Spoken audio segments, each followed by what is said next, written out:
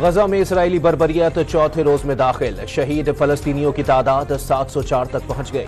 غزہ کی بجلی کاٹ دی گئی، پانی بند کر دیا، کھانے پینے کی اشیاء اور ایندھن کی سپلائی روک دی گئی۔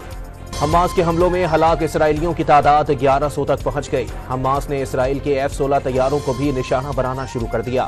القسام بریگیڈز نے دھماکہ خیز مواد سے لدے ڈرونز کی بھی ویڈیو جاری کر دی۔ ورلڈ کپ میں پاکستان کرکٹ ٹیم کچھ دیر بعد حیدرآباد دکن میں سری لنکا کے خلاف ایکشن میں ہوگی۔ فخر زمان کی جگہ عبداللہ شفیق کی ٹیم میں شمولیت کا امکان۔ ورلڈ کپ کے میچ میں دفاعی چیمپئن انگلینڈ اور بنگلہ دیش کے درمیان مقابلہ جاری۔ دھرم شالہ میں انگلش بیٹسمینوں کی پراعتماد بیٹنگ۔ MQM نے پریکٹس اینڈ پروسیجر ایکٹ کی حمایت کر دی۔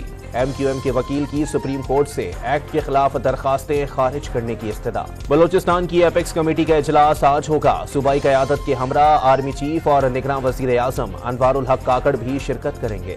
اسلام آباد میں قبضہ مافیا کے خلاف گرینڈ آپریشن، بھاری مشینری سے 25 غیر قانونی گھروں کو گرا دیا گیا۔ انٹر بینک مارکیٹ میں ڈالر 1 روپے 16 پیسے مزید سستا ہو کر 280 روپے 49 پیسے کا ہو گیا۔ اور آزاد کشمیر کی وادی نیلم میں موسم سرما کی پہلی برف باری، بالائی علاقوں میں درجہ نقطۂ انجماد سے گر گیا۔